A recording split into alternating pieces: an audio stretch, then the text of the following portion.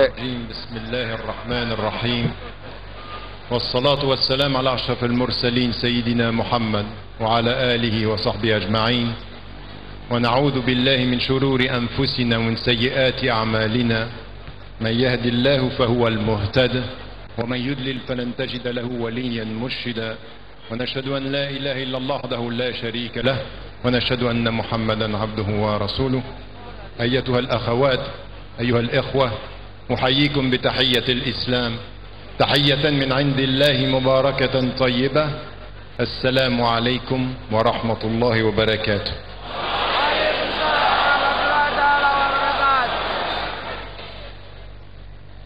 Avant de passer aux salutations et au protocole, je vais vous dire une chose. Nous avons entendu tout à l'heure la récitation du Coran qui nous a rappelé le sens de Laylatul Qadr. Et ce qui nous a été dit, c'est que les anges et que l'esprit du divin descend sur elle. Et que l'on dit au moment où on l'accueille, Salam, Salamun hiya hatta matla'il fajr. Elle est paix jusqu'au moment du Fajr, du moment de la prière. Le but de cette rencontre, c'est effectivement d'entendre un propos, une discussion, mais c'est aussi une méditation. Nous sommes là, c'est Laylatul Qadr peut-être qu'elle fut avant-hier, peut-être qu'elle sera après-demain, mais c'est probablement cette nuit, et comme c'est probablement cette nuit, c'est dans la méditation et le recueillement que nous devons l'aborder, et dans l'écoute en y réfléchissant. Raison pour laquelle je vous demanderai pendant comme après l'intervention de ne pas applaudir. Ni de Allahu Akbar émotionnel.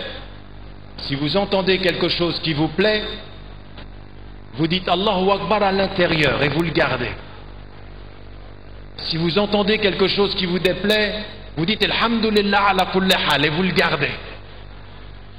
Mais pas d'expression émotive quand il y a aujourd'hui une dimension de la spiritualité qui doit nous permettre la maîtrise, Inch'Allah. Et aujourd'hui, nous nous parlons à nous-mêmes en tant que musulmans, mais nous parlons aussi à tous vos concitoyens ivoiriens qui peuvent être musulmans et qui peuvent ne pas l'être, pour dire de l'intérieur quels sont nos défis, mais en réfléchissant à nos défis, quelle est notre contribution pour aujourd'hui et demain, Inch'Allah. Parce que c'est de cela qu'il s'agit. Non pas de penser les défis comme des défaites, mais des défis comme des défis à relever, comme des personnes responsables, femmes et hommes devant Dieu, relevant les défis, sujets de leur histoire, responsables du présent pour changer l'avenir. Inch'Allah. Première chose que je voulais dire au moment de venir ici, juste avant de venir, j'ai eu l'occasion de rencontrer le ministre de la Communication. Et le ministre de la Communication me faisait part du fait qu'il avait rencontré des jeunes et il leur avait dit, parce qu'il citait le nom de Tariq Ramadan, il leur a dit faites très attention. Faites très attention de ne pas vous arrêter sur l'homme, mais de bien comprendre le message. Aujourd'hui, vous ne saluez pas un homme. La seule chose que je suis aujourd'hui, au-delà de toute la présentation, c'est un frère en islam, et c'est la meilleure chose et la meilleure gratification que je puisse avoir. C'est d'être votre frère en Dieu. Mais le plus important, c'est que nous partagions un message, que nous partagions le sens, et que vous n'idéalisiez personne. Même le prophète, alayhi salam, il est l'exemple qui nous ramène à Dieu, car c'est Dieu que nous adorons et le prophète que nous suivons. Nous n'adorons pas le prophète. Nous suivons le prophète. C'est le meilleur des exemples. Il est le chemin qui nous mène à Dieu et c'est Dieu que nous adorons. Et Surat al-Ikhlas où nous rappelons qu'il n'y a qu'un Dieu, qu'il est absolu, qu'il n'est pas engendré, qu'il n'a pas engendré et que c'est à lui que va notre adoration, Inch'Allah. Donc pas d'idéalisation, mais la compréhension que nous partageons un message, Inch'Allah. Et puis, permettez-moi ce soir de faire défaut au protocole officiel.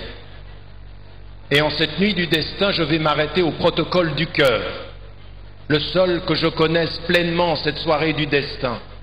Et le protocole du cœur me dit de rappeler à tous les présidents, à tous les ambassadeurs, à tous les ministres, à tous les chouyours, à tous les imams, à tous les aïmmas, que, au fond, en cette nuit du destin, rappelez-vous que vous n'êtes que des êtres humains.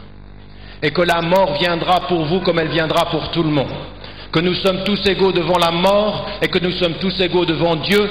Et qu'Allah SWT nous a dit dans Surat al-Hujurat, Inna akramakum indallahi atqakum. Sans titre, sans autre réflexion que ce qu'il y a dans votre cœur et que Dieu seul sait et que vous savez avec lui.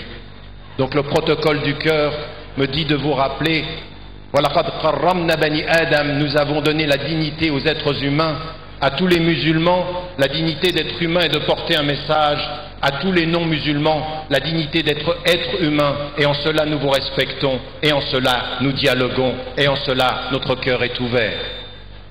Le protocole du cœur rappelle à chacun d'entre nous, venez à Dieu dans la simplicité et la sincérité, il viendra à vous avec sa lumière et son pardon, Inch'Allah wa Inch'Ar-Rahman. Donc, à vous tous, mes salutations de paix, et j'en releverai 10 défis que chacun d'entre nous doit relever, mais comprenez-le bien. Moi, vous savez, quand je regarde cette salle et qu'on me dit qu'il y a peut-être 7 à 10 000 personnes, Wallahu a'lam, ça ne m'impressionne pas. Ça ne m'impressionne plus. Parce que le prophète nous a dit ceci. Viendra un jour où vous serez des millions, vous serez un grand nombre, mais vous ne vaudrez pas plus que l'écume à la surface de l'eau. Parce que le nombre ne fait rien. Parce que parfois 3 personnes peuvent changer une société entière, alors que des milliers peuvent rester assis à ne rien faire. Parce que ce n'est pas le nombre qui compte. Parce que c'est la qualité de notre cœur et de notre sincérité. Et qu'aujourd'hui, si je suis venu ici, c'est pas pour partager avec le nombre, mais c'est pour parler à chacune et à chacun d'entre vous personnellement. Les défis dont nous parlerons ce soir, ce sont des défis que chacune et chacun personnellement peut commencer à relever dans sa vie quotidienne. Nous ne sommes pas des objets de l'histoire des autres.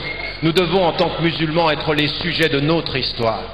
De ceux qui relèvent les défis et qui se lèvent et qui disent « Allahu Akbar ». وَنَتَوَكَّلُ عَلَى اللَّهِ وَحَسْبُنَا اللَّهُ وَنِعْمَ الْوَكِيلُ.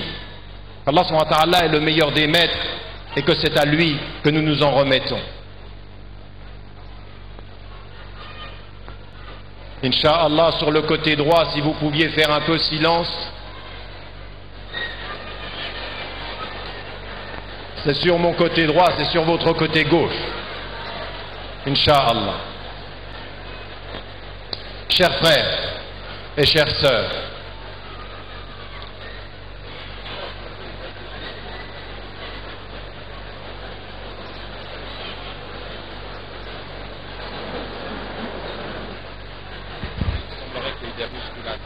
s'il vous plaît, sur le côté droit, s'il vous plaît.